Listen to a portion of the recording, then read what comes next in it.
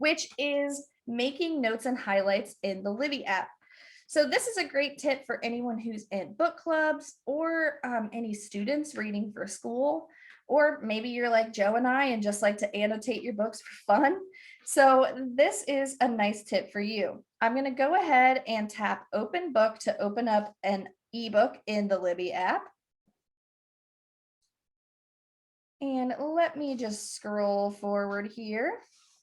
I'm going to move quickly as I page forward. Oh, all right.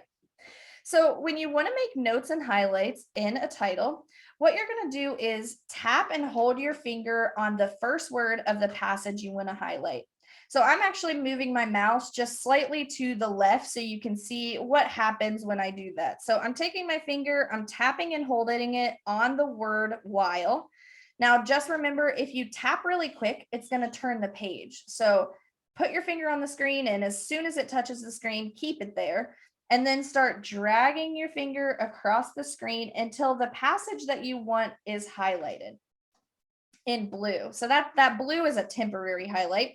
I'm going to lift my finger up off the screen, and that's when the menu on the bottom will come down where I can make a highlight.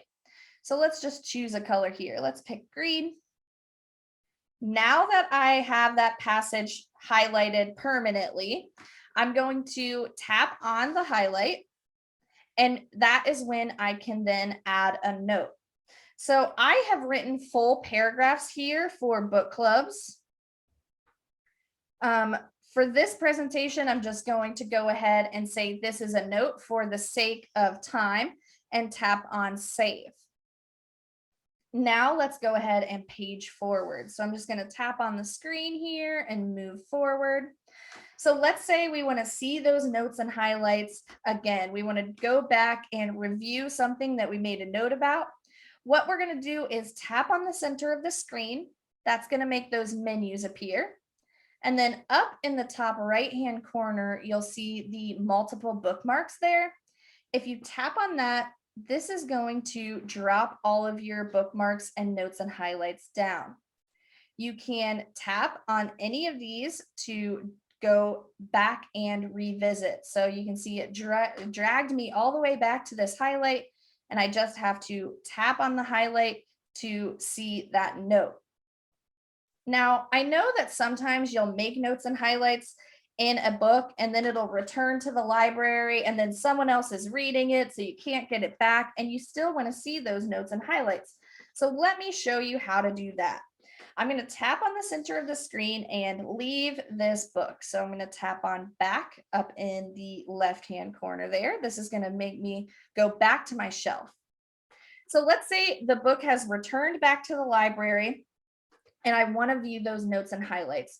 What we need to do is look for the details page of the book. There's a couple ways that you can do that. You can search for the book using the magnifying glass and tap on the jacket cover that way. You could also go to your activity timeline if you want to try to search for the book that way. I think the easiest way is to come up to that smart tag. Remember, it's auto tags all the books that we've borrowed in the past. If you tap on that, you can easily find that book here in this list. So this third option, the guest list, is the book that I was looking for here. You can see it's got a calendar icon. That means it's on a wait list. So I don't have the option to borrow it again right now.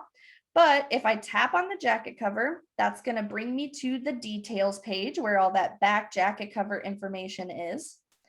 And on that details page, you'll see your reading journey. The reading journey starts as soon as you borrow the book, and then it captures every action that you take when that book is in your possession. So I'm going to tap on reading journey here. Up at the top, you'll see actions. If you tap on actions, just like in that tagged list, you'll have the option to export your reading data. So I'm not going to go through all of those steps again. You just saw it with the tags tip. But that option is available for you and you can review it in that recording if you'd like to see it again. I'm going to tap right outside.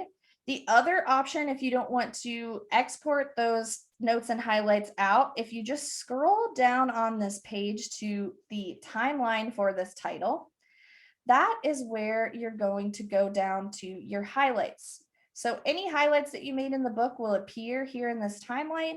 You just have to tap on that particular highlight to see the passage you highlighted and then your note down at the bottom as well. So don't panic if you see that book on hold. You will still be able to access those notes and highlights. And that wraps up tip number 5.